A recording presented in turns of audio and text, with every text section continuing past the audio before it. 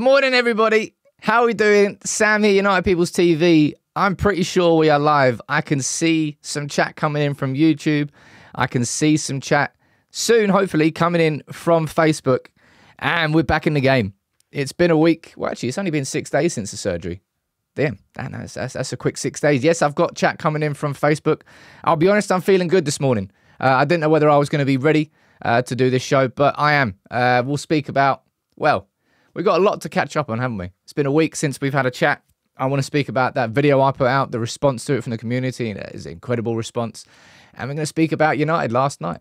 5 wins from our last 5 games. No, we're not playing incredible football, but we are putting in the wins. 3 points off Spurs now, 5 points off Villa. Dan Ashworth, he's handed in his resignation last night. Dan Ashworth, he's now on gardening leave. Official gardening leave from Newcastle. He wants to join Manchester United. He is done at Newcastle. I'm going to run through the latest news on that. It's going to be, honestly, when I was sitting there, when I came out from the surgery on Tuesday, I looked at my phone, I was like, you're kidding me. Ratcliffe's been made official today. I was like, I knew this was going to happen. And then, like, the world of news seemed to happen in, like, the 48 hours after that with the Jason Wilcox news that we're looking to try and bring him in as a technical director, Southampton sporting director, the Dan Ashworth news, everything. There's lots and lots for us to catch up on. And, of course, we're going to run through that Luton game yesterday. You know the drill by now. You let me know what you think in the comments. I'll try and answer as many questions as I possibly can. Let's see who's down here from the member gang. Stu, good morning to you, dude. You gifted 5 memberships. I'm pretty sure these buttons are working because I tested them beforehand. I'm hoping for a nice smooth show today. Tempting fate and all that. But I'm hoping today might be the day where, you know what? The software just works. Stu, thank you very much for that. And Doncha, you gifted 1. Don't worry, we've got a little button for a gifted membership as well. You gifted 1 to, who was that? Buraide? I don't know. Let's see who's down here from the member gang. John, Lone Wolf, Off Key. We've got Chaos. Stu, how you doing, man? Free Sheep. Cormac. We've got JC. We've got John. We've got Frankie J's. We've got Off Key Adams, Ahmed, Gaminda. And you're there. Josh, I'm sure you're there as well. Carl, I can see you as well. Justin Beaver. Not Justin Bieber, Justin Beaver. I like beavers. I like otters more, though. Garlic Red Man, good morning to you. Paula, lots and lots of regulars. Who's on Facebook? Ramalingan, good morning to you. Chris Hall, Judy Baxter, Rami, Aaron, Wayne, let's get one more name. John Moore, good morning to all of you. Thank you all for tuning in. I'll tell you what, you know, I prefer, in general, to try and take an optimistic view of United. And I've struggled at times over these last, I don't know how many months, like years, in fact. Isn't it nice to just look at kind of everything that you see going on right now? Not everything with the football. I think the football is probably the one that is causing the most anxiety now. But everything that's happening behind the scenes at our club, I'm like, wow. I think somebody called it a tidal wave of competence. And I think that's exactly what it is. Like the best way I've heard of describing it. It's like, all these things should have happened. These are the things that we've been calling for to happen, but none of them have happened or ever seemed like they would happen when the Glazers were in charge. But things are changing now. Now, I want to quickly speak about this to begin with because I think I absolutely need to. I absolutely want to. First things first, can I say to everyone, thank you all for your well wishes and everything. The surgery went ahead on Tuesday. There were no complications, but it's a big old surgery and the recovery's serious. The first 3 days, basically, you can't really sleep because you're in too much pain. So then you've got an absolute shit ton of meds. I've had so much morphine and so much codeine. I've just been staring at the ceiling like this. Huh? You just lose yourself. If you've ever had codeine or like proper painkillers, opioids are no joke, man. Jeez. Anyway, big on morphine. First 3 days were all about, it was too painful to sleep, but then you had too many meds, so you kind of stuck in some limbo land between sleep and... it was weird. It was absolutely weird. But this video that I put out, right, I spoke to a lot of friends and family about this. I knew that I wanted to do it, but their view of the internet from the outside looking in is you shouldn't do that. It's going to put you in a vulnerable position. It's going to yeah, it was just going to give ammunition to people if they want to use it against you. And I know you're all completely right, but you don't know the community that we've got here at United People's TV. And I knew that it was a safe space to drop that in, but it's not. This isn't just the United People's TV community here. You can see how many comments on that video. Nearly 4,000 comments. The video that I did about my divorce a few years ago, they're the two like big, like personal videos I've done on the channel because I felt like safe enough to do them. And I felt like it could help people. And I know that the divorce video helped a lot of people because so many people messaged me. And this has helped a lot of people as well, I hope. It helped me too. And yeah, otherwise I would have just disappeared for a week and everyone's like, where are you? Where are you? I didn't want to answer all the questions. I felt like it was the right thing to do, and it definitely was. And yeah, I'll be honest, compared to the first time I had... So I've already had the surgery once before on my other ankle. Mate, the recovery this week has been night and day. Last one I had to do it private. You'd think when you pay for it private that you get better care. And mate, not at all. Like you do it. The surgery itself is slick and well done, but you're in, you're out, and you're booted out the door. They didn't give me any sort of plan for how to use the painkillers. I didn't know whether to take them all at the same time or whether to take them all. Anyway, I was left completely in the lurch, in the dark, and it was horrendous. This time, big up the NHS. They've been great. Absolutely fantastic. So big up the NHS. Pay your taxes, people. Right. Let's talk about the game. All right. Yeah, Carl, you're saying that, for me to put that video out is kind of indicative of how much I trust this community and how awesome I think it is. Because I know that it's a safe place to put that sort of thing out there. And the reason I did that there is if I can do that and I can sort of, I suppose, expose myself, not that way. that'll be on Only Sam's. If I did that in an environment which is bad, it could work against me, but I knew it wouldn't. And I'm really happy to be back. I don't know whether we'll be doing a live show every single day this week. Might need to take a couple of days off. But after the first 2 weeks, things will start getting back kind of far more to normal with me. But anyway, let's talk about the game, all right? Let's talk about the game because it was a game that the first 10 minutes of that game, I said it to the guys on the team before the game started. And I was like, it just kind of feels like this could be that game where it clicks. Is this going to be the game where it clicks? And we're there and we're 2-0 up within 8 minutes. And I'm thinking, boy, it's here, baby. This is the one. This is the one where United just put a team to the sword. Alas, the same thing happened against Wolves. And I'll speak about that in a bit of detail. But the overall positive that we need to take from this at the beginning, right? There's been a lot of negativity coming out. Considering we've just won 5 games in a row. Considering we just won 4 Premier League games in a row. Considering that we are 3 points behind Spurs, 5 points behind Villa. And we are very much in the running for a top 4 finish this season. Which did not seem likely only a month ago.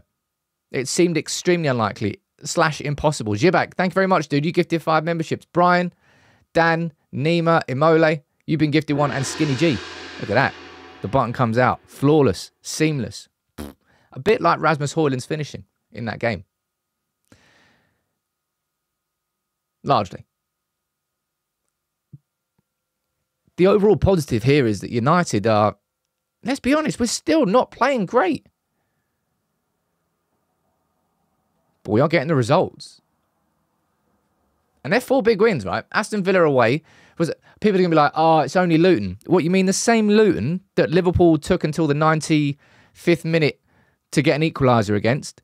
The same Luton who Arsenal took until, what, the last minute of the game, last kick of the game to get a winner against?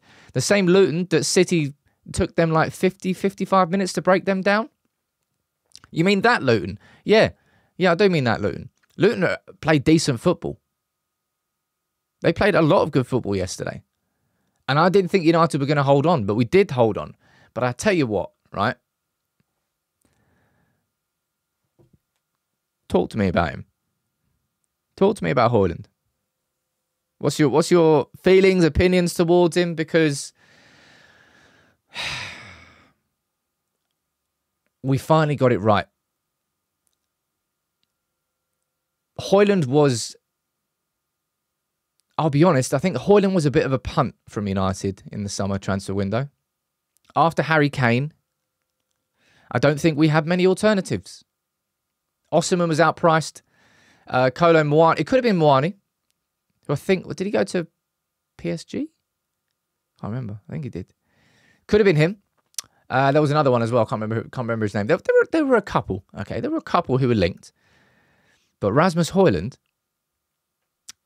he is like the embodiment of what do I want this United team to look like going forward? And I'll be honest, I'm looking forward to doing this video at some point. Not going to do it just yet. But maybe like, how do you see this United team in like 3 seasons? And there's only a couple of players that I would confidently say he's definitely part of it. And this lad right here is part of it. Mania, I can say over there, you gifted 5 memberships. Thank you so much, Mania. Thank you so much to everybody. It's good to be back. I have missed doing these shows. I really have. But Rasmus Hojlund is like just the definition here, right, of a younger player. Like, it's just what society is. And I don't mean this just in terms of football fans, but in terms of how kids are growing up now, the younger generation. This is my personal perspective on it, but it's not a generation that has much patience. It is a generation that is used to getting what it wants within 2 clicks, straight away, without having to wait, and it being the highest quality. That's what you've seen with like the drive of Netflix, with the drive of everything, like the consuming content 24/7. And it has to be top tier straight away. And that same logic is applied to football players. If that player doesn't come in to your football club and start banging in the goals immediately, you do not have the patience to wait. You want it now. That's what I said in my last show. You don't want any foreplay. You want to jump straight in. And Hojlund is the definition of that. That sometimes you do make the right signing, but sometimes it does take time. Like this is Manchester United we're talking about. How on earth? You know what? Right. Let me pull up this quote here from Erik ten Hag, because this is absolutely so spot on. Right. Rasmus Hojlund went, 16 Premier League games without scoring a goal? Something like that. And look at him now.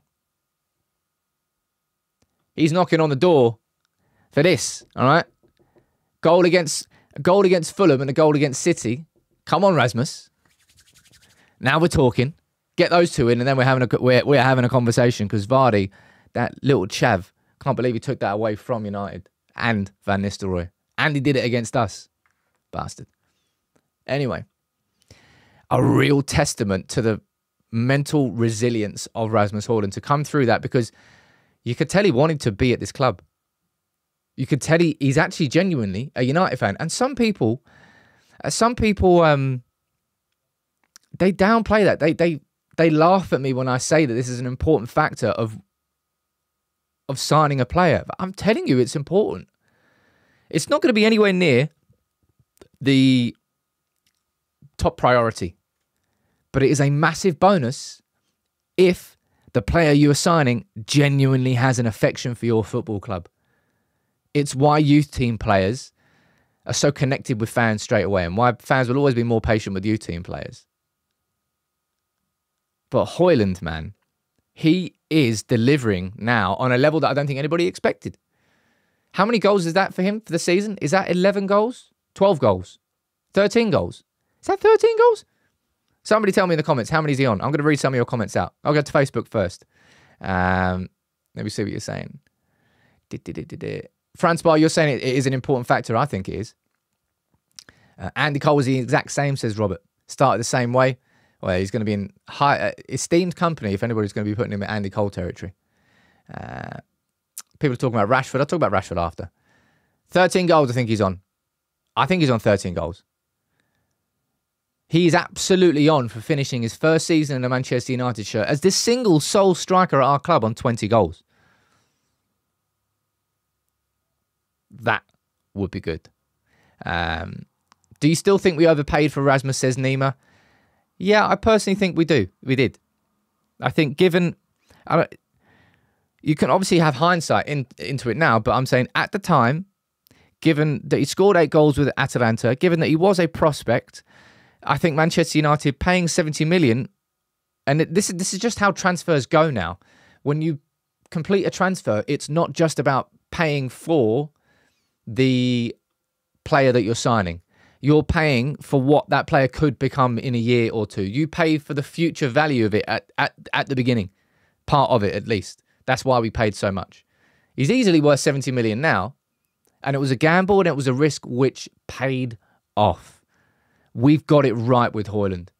We have got it right. And look, we need more of these signings.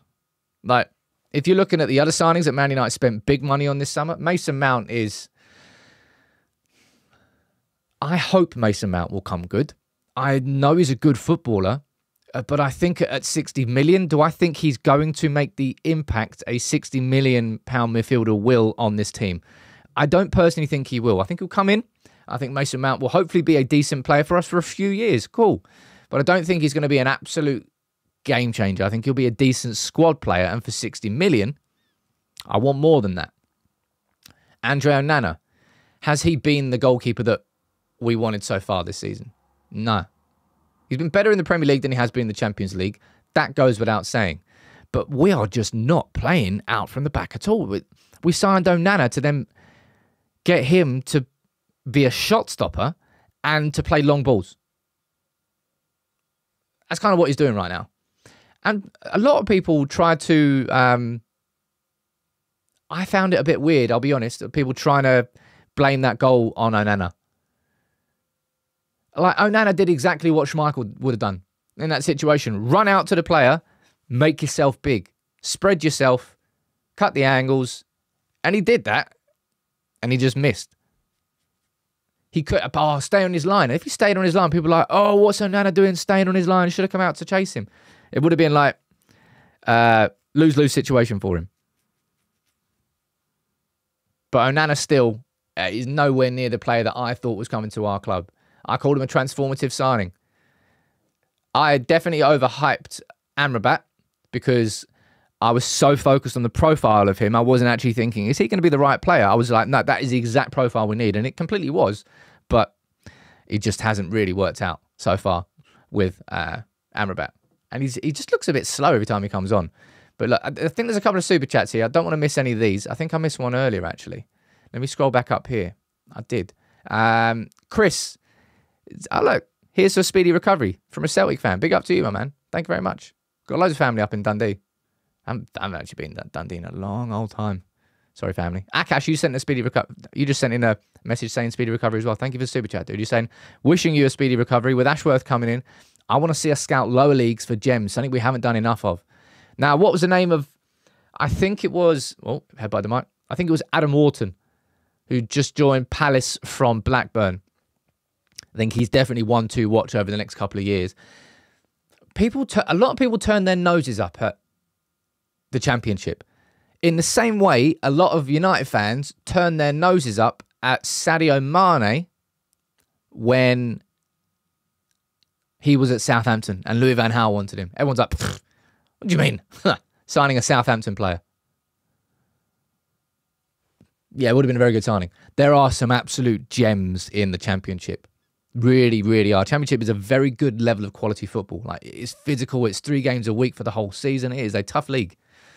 And there are some real quality players. Like, Palace have been very good at it. Picking out the best from the Championship. United need to be better at that. Garlic Bread Man, Sam, you're making so much sense today. Must be the morphine. No, I had codeine this morning, but early enough that it was going to wear off. So I can feel my foot throbbing a little bit. Brian saying video on them. Hey, we've got lots of videos to make. We really haven't. I've got another probably 10 minutes or so, and we're going to move on to have a full conversation around Dan Ashworth, which you know I'm looking forward to. If I can ask you, ladies and gents, please do drop a like on the video. This feels good today. The software is working. I'm back after a week off after surgery, and I'm happy to be back. I missed it. I really, really do. So if you can, drop a like on the video. But let's talk about the problems from yesterday, right? Let's not try and act like it was all rainbows and butterflies. Ten Hag having a go at the fragility of Manchester United, and it was just like, oh my God, like, seriously. At what point is this going to change? Because it has to be. Like, I know people can have a go at Ten Hag's system and how we're conceding too many shots and how we're playing so vertical and there's no possession in the team. And there are a lot of problems. And I know, trust me, there are issues. But boy, oh boy, oh boy. Whether it was Garnacho rounding the keeper, cutting back inside and missing, whether it was Bruno, that was just a ridiculous tackle from Lukonga. I don't think Bruno actually did anything wrong. I'm going to have a conversation about Bruno. I thought he had an absolute stinker yesterday. Whether it was those two, whether it was, I think Hojlund went through one-on-one. I think Bruno had another one where he just spooned it wide. The fragility of these players seems to be, as soon as they get into a comfortable position, they can't help it, but they just let themselves switch off. The players just, they cannot stop it. It's like an impulsive thought. They just cannot stay focused when they're 2-0 up. They cannot get the third goal. They're just like, I've already won this game. 2-0 up in 10 minutes. And then as soon as one punch comes in, boom, they get one goal back. They get winded and they don't really know what to do. And I know a lot of you just want to say, sacking the manager, bringing in, that's going to solve all those problems. It's like, boy, these players have got to be better on the pitch with game management themselves. Lead. You can't just turn around and look for the manager and go, what should we do next, boss? The entire game. It's just infuriating because there are so many games this season. Wolves and Luton stand out. But there's so many games this season where United could have just made it easy for ourselves. 3-0, 4-0, cruising. Then you can just pass it around your defence and just counter. Instead, we're giving ourselves games, full games, right until the last whistle. Wolves, Kobby Mainoo's goal. Villa, an 87th minute winner. Luton. Right until the death, they could have snuck a point. Now, one thing I want to credit for Ten Hag in that game, it was the subs that he made, because they were definitely needed. I don't think really many people are going to be talking about it, but I thought Johnny Evans, I'm pretty sure that he took Maguire and Casemiro off to save them from themselves. Because Casemiro was lucky not to get a red card anyway. All right? Let's be honest. I think the first, I'll speak about Casemiro in a bit, the first yellow was, I think, a bit unfortunate, but when that second tackle came in, he should have absolutely got it. But Evans again. I think I'm probably giving Evans a 1-year contract at this point. Could you imagine what this season, I mean, it's not exactly been the greatest of seasons, but if we hadn't have had Evans this season, like the way that Luton played, right? It was just all about experienced defending. I think they had like 20, 30 crosses. They had 10, 15 corners. It was about getting your head to that ball. I think Varane's got like a 90% aerial duel win rate so far this season. And Evans was very good when he came on. And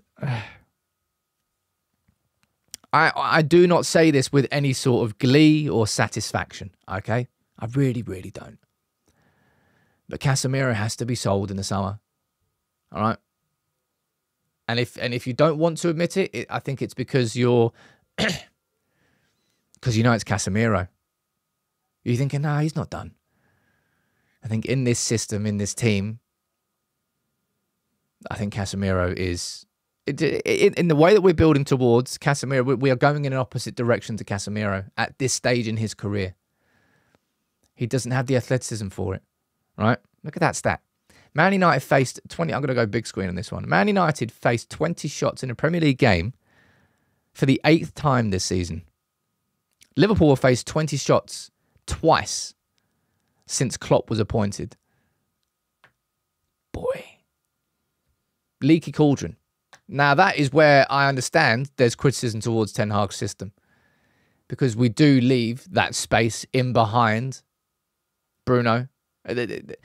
When there's too much space between the lines, too much space between your defensive line and your midfield line, too much space between your attacking line and your midfield line.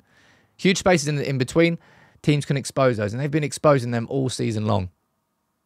Once they got a cough. That's better. I hope that mute button worked. But, can we talk about Casemiro? You let me know in the comments. I expected Casemiro to get better and better as he got more game time, more fitness into his legs. And he just looks past it. And you know what happens? And I could pull up, I don't need to pull up, I know this, but I could put up so many examples of Casemiro where when he lunges where he doesn't need to lunge. Well, no, he needs to lunge now. Casemiro didn't need to do that before. But Casemiro finds himself lunging a lot because he's always a yard or two behind where he should be. He's a yard or two out of position of where he should be. And unfortunately, that leaves him needing to cover that space with a lunge. I'm going to go and read some of your comments out about Casemiro down there. Alex, you're done. 5 gifted memberships. Layden, Mo, Mark, Doe. Little rhyme there. Big up to you, dude. Thank you very much. Oh, man. It's so good seeing this software work. Man, was I stressed out in the build because I knew I had a surgery coming up and I wanted to get the software done beforehand. It feels good today. It feels good. Famous last words and all that. Nuruddin, how you doing, man? Saying 1,500 likes. I don't actually know. I can't actually see how many likes we're on in this video. It's really stupid. But if you can get 1,500, why not? Drop a like on it. Just like Amrabat, Casemiro's too slow. Casemiro was good the last 2 games. He reverted back to previous form. He's been late all year. Mania saying, I've loved him since Real Madrid. It's unfortunate for how late we got him. Yeah. Casemiro was great last year. 482 likes. Look at that. It's wicked. Got it, man. Thank you very much, man. Everyone's favourite food substance. Although Mr. Potato Man might come in and have a little question about that with you. Casemiro feels, in my opinion, very replaceable this summer. And I know saying that is going to sound extremely harsh. But when you're sitting here and you're comparing Casemiro to what Kobby Mainoo is doing, it's kind of... imagine saying this, but it's like chalk and cheese. And I would say that about Kobby Mainoo and pretty much any other player inside this Manchester United team. They all seem actively terrified to hold the ball at their feet. Like it's got a bomb ticking in it. And if they hold it for more than 2 seconds, it's going to blow up at their feet.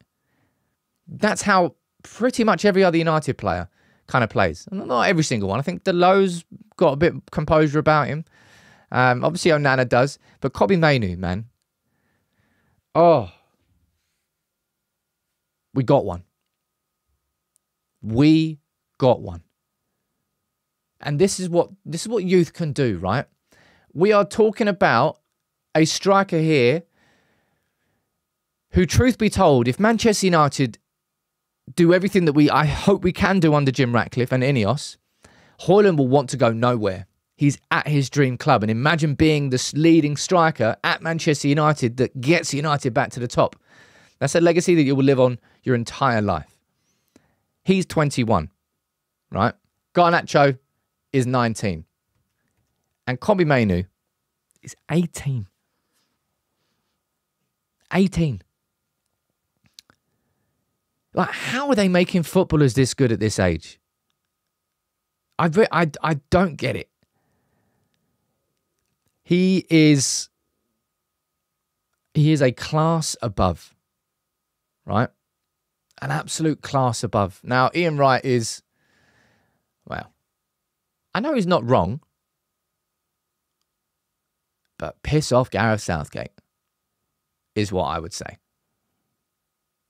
Get the fuck. I do not want Gareth Southgate coming anywhere near Kobby Mainoo. Someone talk to me about Kobby in the comments. It's just... What do you like most about watching Kobby? It's kind of like his it's kind of his half touches that I really love watching. Kobby, when he just dinks it past a player. Or I actually think against Luton, I don't know whether it was the first time I'd seen it, but it seems like Kobby Mainoo was using his body, like getting in the way. Like he was showing real strength in holding the ball. It wasn't just about lovely feet drifting into space. I think he was using his physicality yesterday. And it's just... the greatest compliment I can give him is that he reminds me of Paul Scholes in that Paul Scholes knew what was happening 2 passes down the line before he even got the ball. And that awareness is what Kobby Mainoo has. He's never surprised when he receives the ball. He'll never be surprised by a player coming in and nicking it off his foot. He knows about everything. He knows about... he knows he's got that awareness, and that's what allows you to permanently have space in midfield.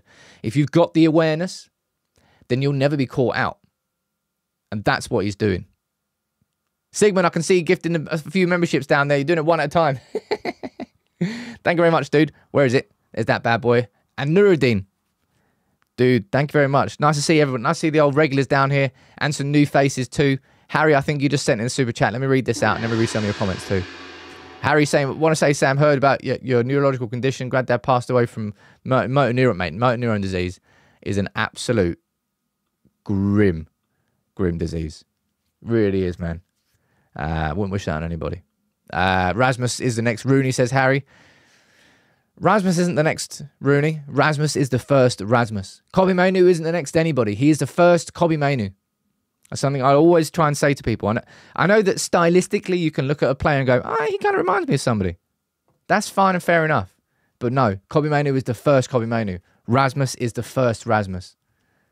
A couple of points. I want to... 2 more minutes talking about the game before I speak about Dan Ashworth, which in my opinion is the main talking point of today's show. Bruno had a stinker yesterday. You know how much I love Bruno. But just his decision-making was all skew-whiff. And his final ball was all skew-whiff. Like properly off. The thing that annoyed me the most, and probably the reason I'm speaking about him here, was what he did with the corner with bloody 2 minutes to go, because he did the exact same fucking thing against Wolves. Decided against Wolves with our entire team in the box to just fire a corner in, even though we were 1 goal up with 3 minutes remaining. Wolves counter-attacked and we score. Luckily, it didn't matter because of how good Kobby Mainoo was, right? But against Luton yesterday, short corner, and then Bruno decided to just fire a shot in right at the goalkeeper's short, like front post. No chance of getting it in, like the tightest of angles. And because of that, Luton had another 2 chances where they could have won it. Like Bruno. Come on. Oh, is that stuck on screen? Why is that stuck on screen? Well, it's not perfect today. It's not quite perfect. How do you get that off screen? If I press that again? 1 second there.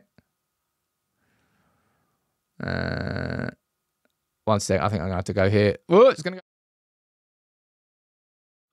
There we go. We got it off screen now. Anyway, Bruno, wise up, dude. Wise up. That isn't a game. That is not a moment in a game to chase anything. Hold that ball. Game management. Awful decision for Bruno to do that. And luckily we didn't get punished for it, but we could well have been. Luke Shaw.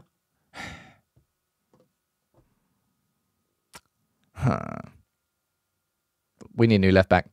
I don't know whether it's going to be too early for Harry and Mass to come into this Manchester United team. I really don't. Looks like an absolute talent and a half, but he is 16. I personally think it's going to be a little too early.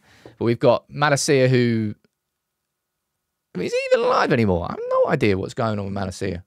And you've got Luke Shaw. Well, that's Rasmus Hojlund and Garnacho, actually. You've got Luke Shaw, who's... He clearly wasn't fit yesterday, but he told his manager he was. He played, and he wasn't fit. He went off for Lindelof. We've got Luke Shaw, who can't be relied on fitness-wise. We've got Malacia, who's been injured all season long. We need a left-back. I don't know whether Harry Mass is going to break through. I think he'll go to the pre-season tour, but I don't know whether he can be relied on in general. But overall, right, there are some problems, all right? I won't try and pretend that United are perfect right now, okay? That's 5 winnings in a row. We are undefeated in 2024. That's 4 Premier League wins in a row. And Manchester United are now sitting 3 points behind Spurs, who've had an incredible season, and 5 points behind Villa. Top 4 is absolutely on. And you know what? We've got a positive goal difference. We have got a positive goal difference, and that in itself. But there are some problems. But I'll tell you what, I think Erik ten Hag's doing pretty well with the... Right now, I think he's the interim manager. He needs to show Ratcliffe what he can do, and I think we're certainly getting the results. And we've played great football in the first 15 against Luton. Why is that team not continuing it? We're playing great football in the first half against Wolves. Why is that team not continuing it? Ten Hag has to fix that. Because it's definitely up there with the players, and he as a coach needs to be able to coach that out of them. There's a lot of just switch-offs in this squad. Really frustratingly so. But I think Ten Hag's doing pretty well so far. Harry Physique talking about the second Rasmus goal. Do you think it was luck or great IQ? Honestly, anybody who tries to argue with me that Rasmus didn't do that completely on purpose, I'm going to slap you upside the head. When Garnacho fired that ball into him, you saw it was the instinctive, it was the whip. He turned to face, he didn't just turn to face goal like, hello. He did it at the exact moment in time, used his chest perfectly. Direction was spot on. And you saw it, he was like licking his lips when he walked away. He was like, oh yeah, that's a clacker. An absolute 10 out of 10 finish from him. He's scoring worldies. I wanted to do a video on it today, but I might do it tomorrow actually. I'm going to do a video looking at every single goal that Hojlund has scored and show you the variety. Because the variety is awesome. Different positions, different body parts, different runs beforehand. It was kind of the complete performance from Hojlund yesterday. Really, really impressive. And there's anybody who tries to argue that he didn't mean that. Liar. Liar. Wow, look at that. We've got over 3,000 watching overall on Facebook and YouTube. It's good to see you happy again. All right. It's good to see you wanting to tune in and join in because it's been a grind these last however many months. There's some fair weather fans, but look, all the fair weather fans are welcome in. All the OGs are welcome in. Let's talk about something that I really, really want to talk about. Now, I did my video on Dan Ashworth a while ago. I've made it clear for some time now how Dan Ashworth, for me, he is the guy. He is the sporting director that we need at this football club. And we got confirmation yesterday of some big, big news on Dan Ashworth. And I'm going to run through it. And man, I'm going to have to pause for a little bit. And I'm going to have to press this button. Because a certain Nuruddin, by the way, this is funny. Because the spotlight doesn't work right now. My spotlight's broken. 2, 1. I'm getting a phone out. It's not quite the same, is it? It's not quite the same. Like, I'll try and turn it all back on. Nuruddin's just gifted 50 memberships, man. I realised that the spotlight wasn't working before the show, but I couldn't get it fixed in time. Nuruddin, man. You're iconic, dude. You've gifted so many people the opportunity to come into this community. Can I ask all of you, please? Can you please come into the Discord? All right. The Discord is the home of everybody here on United People's TV. Let me type that in there. All right. 1 second. Paste. Come and join. Mate, you're a legend, Nuruddin. Thank you very much, dude. And you're telling me I need to go on a break again, so Ashworth comes in. I'm so excited about this, right? You know full well how many times I've spoken about the lack of structure at this football club and how exhausting it's pretty much been. Because it has been very, very exhausting. Because nothing has ever really seemed to have ever been changing. Yeah, sorry about that, Stu. I'm going to try and get that spotlight fixed after this. Jonah, look, we've got nearly 8,000 members on Discord now. Ladies and gents, I can't wait until I launch the merch. I'm relaunching the merch, and I'm telling you, this is what I've always been wanting. We're talking embroidered designs. We're talking top level, like fashion level designs. It's finally coming. I wanted to release it in November, but United were crap. It's coming soon. Very, very soon. Yeah, Lebo, look, we might even reach 400,000 subs soon as well. Wouldn't that be awesome? This community is growing, and it really is exciting. Now, let's talk about Dan Ashworth. Now, this happened last night. All happened quite quickly, actually. So, David Ornstein, yesterday, must have been about 10:30-ish. Dan Ashworth, he's asked to leave Newcastle. He has not put in a transfer request, but he's gone to the board. He said, look, I want to leave. I want to join Manchester United. That's the first step. The second step is this, and I'm going to run... So my lunchtime video today is going to be on Dan Ashworth. I'm going to run through the full story of everything that's happened in chronological order to the point where we're at now. And because we're at compensation negotiation stage. Because Dan Ashworth has been placed on gardening leave. He's been placed on gardening leave after asking to depart Newcastle with United interested in appointing him. Ashworth informed Newcastle of his decision on Sunday. And you know what the really interesting thing about all of this is? It's this, right? So Fabrizio Romano has confirmed that United are going to make the formal approach to Newcastle now. Which means this. Dan Ashworth, in my opinion, he's helping Manchester United with these negotiations. He's gone in and told Newcastle he wants to leave before United have even come knocking on the door about bringing him in. That gives United an upper hand in negotiations. Newcastle can't just say, well, he's our sporting director. We don't want him to leave. He doesn't want to leave. They've had that power taken away from him. And Newcastle, I tell you what, Newcastle are pissed. And I'm loving it, by the way. They are pissed with what's going on.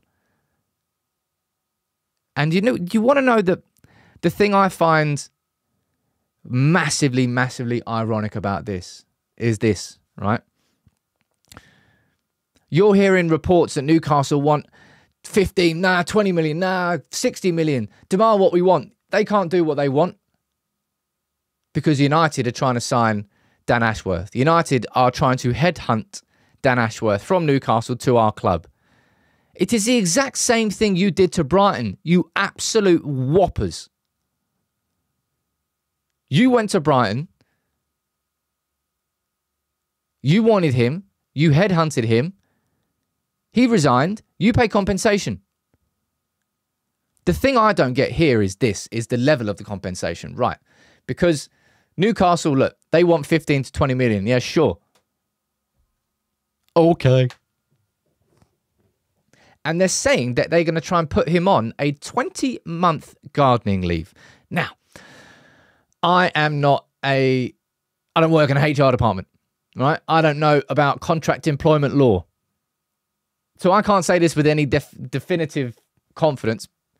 But in my opinion, from the outside looking in, on a non-informed basis, that is a lot of gardening leave. Are you contractually going to be able... Would that stand up to try and put someone on a 20-month gardening leave? I was trying to think of any other high-profile football structural transfer that's happened that got anywhere near that level of gardening leave. I remember when Paul Mitchell left Spurs, he had to serve 16 months notice, which is different. That's a notice period. That's not guard. So if anybody doesn't know what a gardening leave is, let me explain it to you, right? A gardening leave is if you leave one company, for example, you work in the banking sector. You work for a company in the banking sector, and another company in the banking sector comes along and wants to hire you. The company that you currently work for can't match the wages that they're offering, and you're leaving. All right, okay, said and done. But they can put you on gardening leave, which means for a fixed amount of time, you can't work for anybody else inside the banking sector. And that's what gardening leave is, right? The gardening leave is there to protect Newcastle from stopping Ashworth working for another football club. But 20 months? I mean, good luck with that. If Dan Ashworth has signed a contract which has a 20-month gardening leave period in, then he's made a massive faux pas. How much do you think, in the comments, right? So Newcastle, they're banding around mad numbers, 15, 20 million.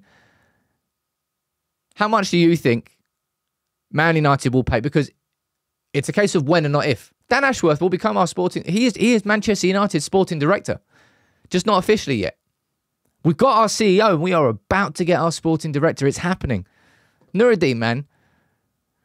Dude, you're so generous. Thank you so much. Another 10 gifted memberships. I can't believe it. Football, bloody hell. Bloody hell. Bloody hell. I've got to update all these. I'm looking forward to getting these all updated. I've got a bit of time on my hands. Foot in the air. Newcastle are salty. And you know what? You know what, right? I don't care if I piss off any Newcastle fans by saying this. I am so enjoying the fact that Newcastle fans thought they won the lottery by becoming a state-owned football club. Oh, we're going to become the new City. Oh, we're just going to bend all the rules. We're going to break every single rule. We don't care. We're going to spend. And we're going to spend Saudi state money. And we don't care about anything that they do as long as we win football games. We'll just bury our heads in the sand. And they thought they won the lottery. They can't even sign any players because of FFP rules, which should be in place. And they're just trying to stop the Geordies. No. These are rules that should, just because, say a law to stop murder didn't exist. And somebody had murdered someone before. And then they put the law in. Hold on. What do you mean it's now illegal to murder someone? Yeah, it should have been in the first place. I know it's a really dumb analogy. But just because the horse has bolted with City, it doesn't mean that the rules shouldn't be in place. And Newcastle, stay in your lane.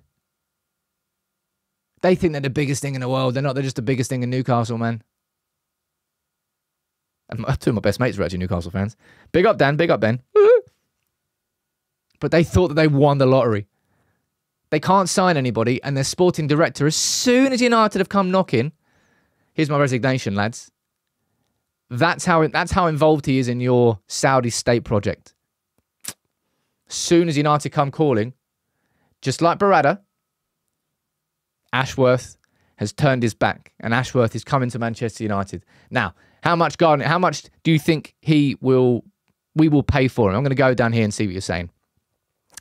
10 mil looks fair. 10 mil something down there. 10 mil, 7 mil, 10 mil. It doesn't really matter. And you know what's hilarious, really, when you think about this, right?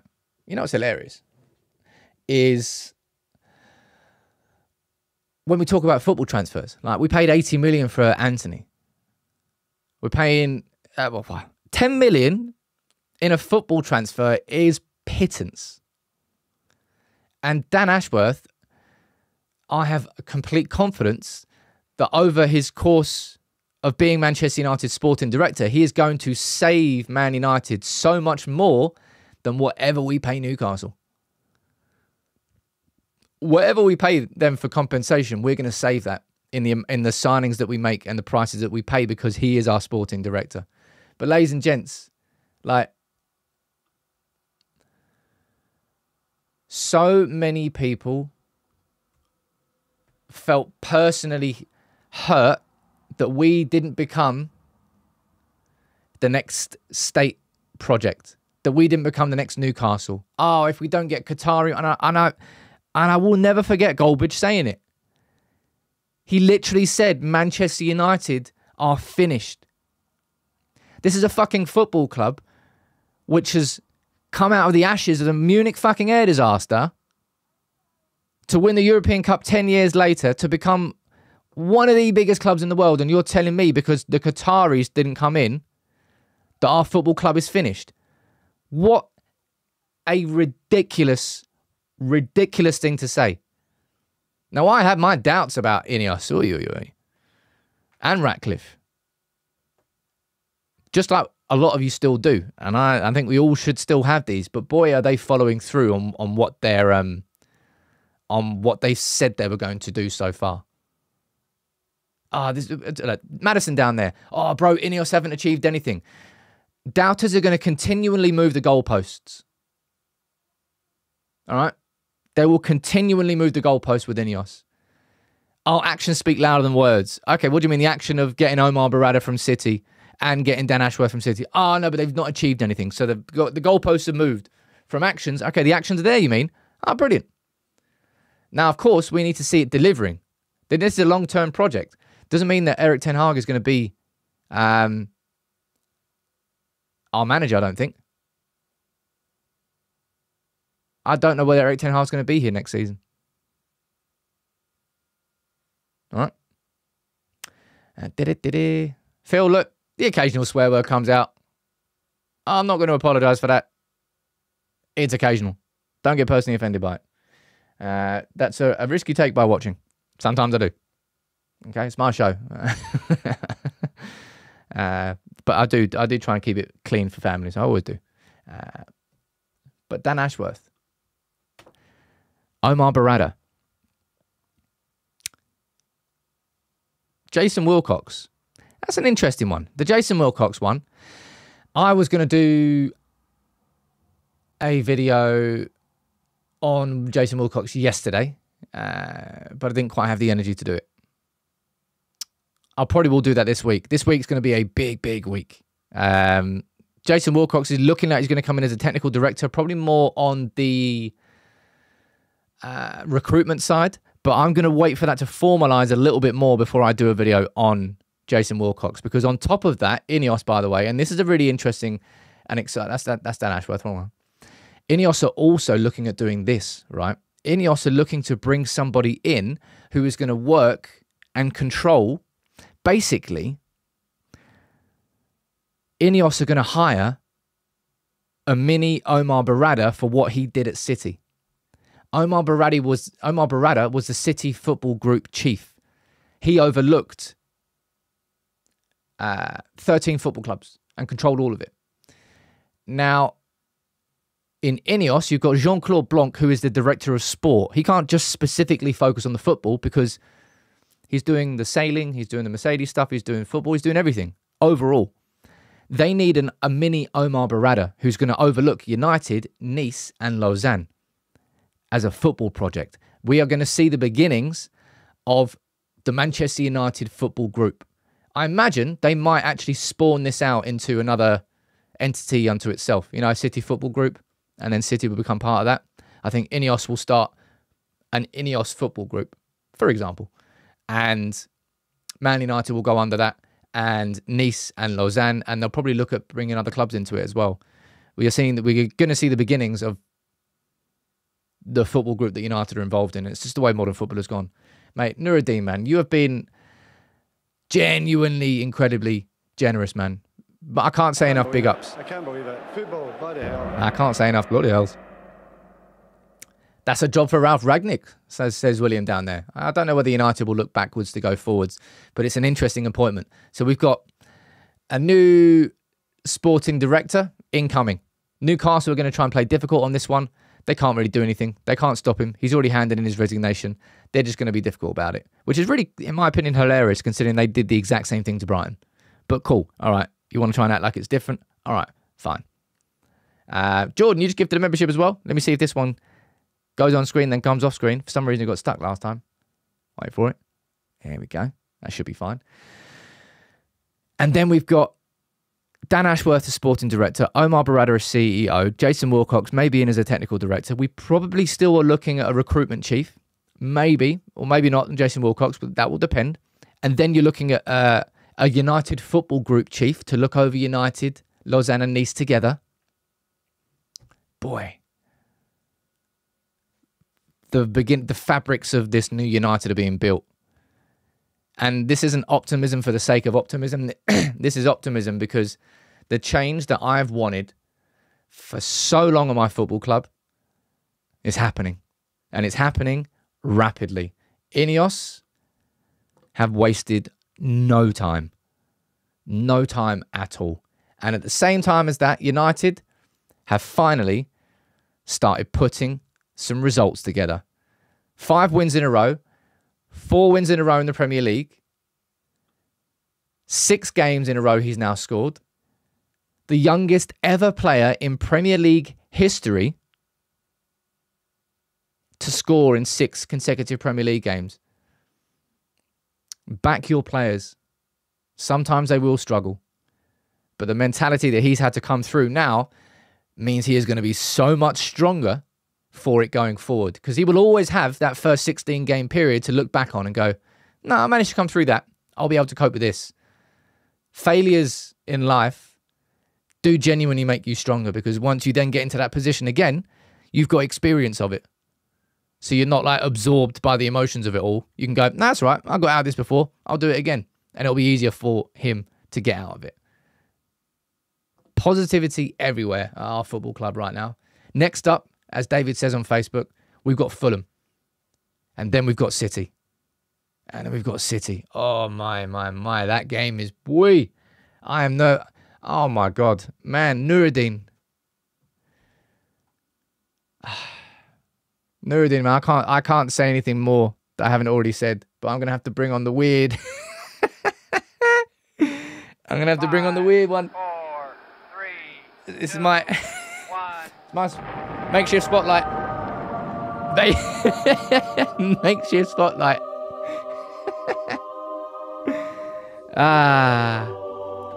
Look. Ladies and gents, thank you to everybody who's been so kind with the messages you sent. The power of a genuine community is awesome. For a lot of you, you keep saying just how important United People's TV is for you.